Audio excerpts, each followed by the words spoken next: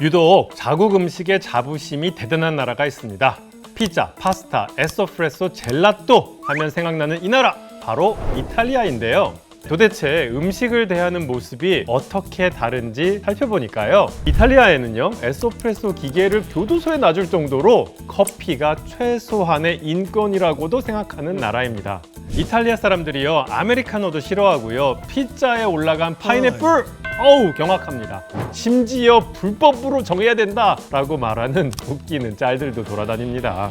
이탈리아 음식 관련된 컨텐츠를 보면 음식으로 이탈리아인들을 괴롭히는 방법, 이런 주제도 많이 올라옵니다. 피자랑 파스타에 케첩 풀어 먹기, 파스타면 뿌려트려 먹기, 여러 재료를 한 번에 섞어서 먹기 등등 유독 음식 변화에 민감하게 반응하는 모습을 많이 보입니다.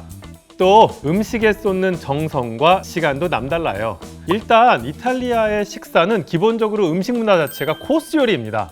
그러니까 음식을 한꺼번에 딱 주문해갖고 여기에 딱 두고 먹는 것이 아니라 요리가 하나씩 둘씩 순서대로 나오는 거죠. 풀 코스로만 따지면은 7가지 단계로 나눌 수 있다고 하는데요. 메뉴 선택하면서 한 잔 커피 먼저 마시고 에피타이저, 숲, 첫 번째 접시, 두 번째 접시, 샐러드, 디저트, 이런 7단계를 걸친다고 합니다.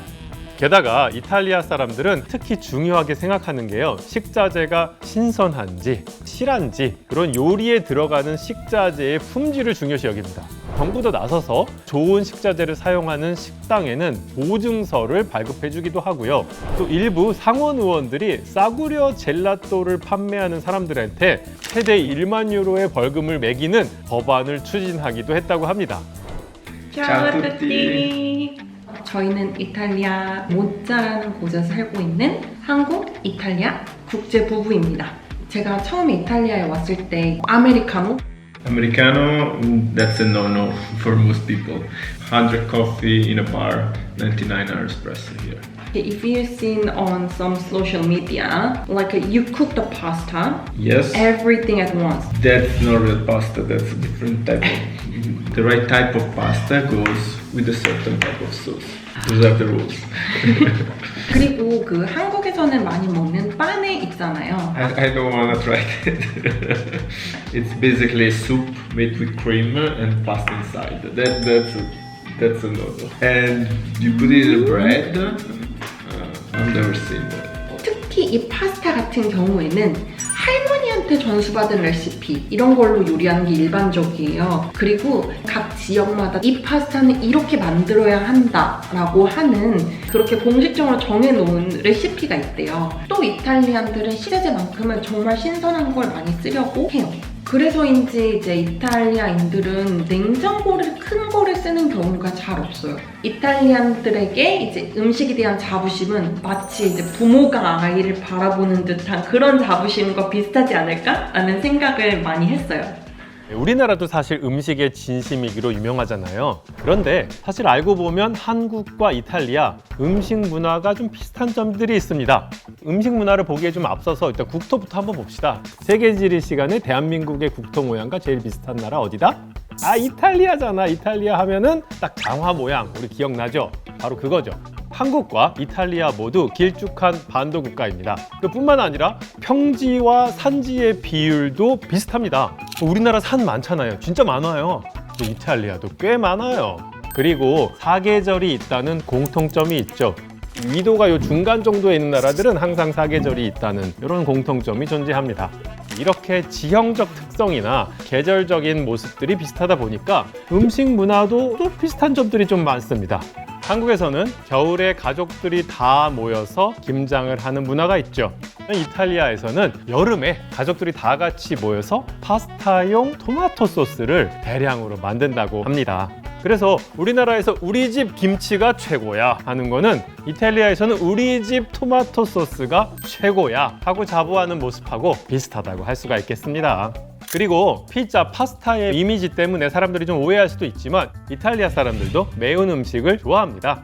소내장, 곱창, 순대, 족발 등의 내장 특수 부위를 먹는 문화도 좀 비슷하고요. 정이 많아서 맛있는 음식이 있으면 같이 나눠 먹고 싶어하는 모습들도 비슷합니다.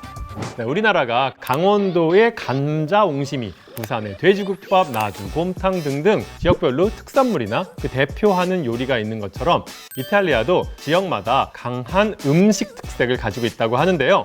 파스타만 봐도요, 북부와 남부의 스타일이 다릅니다. 북부는 신선한 달걀과 밀을 이용해서 만든 생파스타에 버터를 사용하고요. 남부는 물로 반죽한 건조 파스타에 향신료와 올리브유를 주로 사용합니다. 그렇다 보니까 이탈리아에는 파스타 종류만 300가지가 넘는다고 합니다.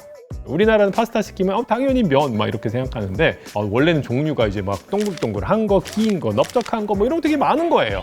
이렇게 북부와 남부가 다른 이유가 지리적으로 서로 다른 지방의 영향을 받았습니다. 북부 요리는요, 그 알프스 지방, 그 지역의 영향을 많이 받았습니다. 크림, 버터 등의 유제품과 견과류, 버섯, 육류를 많이 사용하고요. 또 쌀이 재배되니까 리조또를 즐겨 먹었습니다. 반면에 남부 요리는요, 지중해 주변이잖아요. 그래서 지중해와 지중해 주변의 국가의 영향을 많이 받았는데요. 토마토, 올리브 오일, 마늘을 양념으로 사용하고 해산물을 즐겨 먹었고요. 북부에 비해서 상대적으로 경제적으로 발전하지 못한 남부는 특히 서민 음식이 많이 발달했습니다. 대표적인 남부 서민 음식이 바로 우리에게 익숙한 파스타, 피자 뭐 이런 것들입니다. 토마토와 리코타 치즈, 라구 소스 등이 모두 포만감을 주는 저렴한 식자재였다고 합니다. 이렇다 보니 이탈리아는 지역마다 음식에 대한 자부심을 내세우기도 합니다. 그런데 이런 이탈리아의 자부심, 사실 근거가 전혀 없는 자부심이 아니에요. 미쉐린 가이드를 살펴보면요, 미쉐린 스타를 가장 많이 받은 나라가 미쉐린 본국인 프랑스, 그리고 일본 다음으로 이탈리아가 3위입니다. 이탈리아의 어느 주를 여행하든 미쉐린 레스토랑이 없는 주는 없을 정도라고 합니다. 미식의 나라로 유명한 프랑스도 사실은 이탈리아 음식 영향을 많이 받은 바가 있죠. 그리고 양식하면 이탈리아 음식을 대표적으로 떠올리게 되잖아요. 사실 이게 엄청난 거거든요. 특히 이탈리아의 국민 음식 파스타를 살펴보면요, 2021년 전 세계적으로 약 1,700만 톤의 파스타가 생산됐는데요. 이탈리아에서 생산된 게 얼마큼이냐? 390만 톤으로 압도적 1위입니다.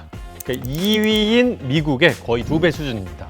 그렇다 보니 이탈리아에는 당연히 국민 1인당 파스타 연간 소비량이 1등이죠.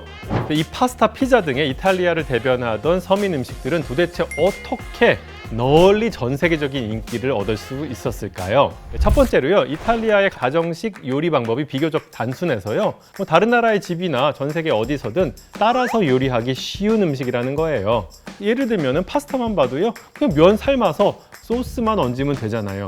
제가 요리를 그렇게 잘하는 사람은 아니지만 제가 가끔 우리 아내를 위해서 1년에 몇 번 요리를 해드리는데 그게 바로 파스타입니다. 제일 쉽거든요. 또 이탈리아의 지역별로 다양하게 음식 문화가 발달한 특성 때문에 많은 사람들의 다양한 입맛을 맞출 수 있다고 보기도 합니다. 그리고 역사적으로 보면요, 음식을 가지고 해외로 나간 이탈리아 사람들의 공도 있습니다.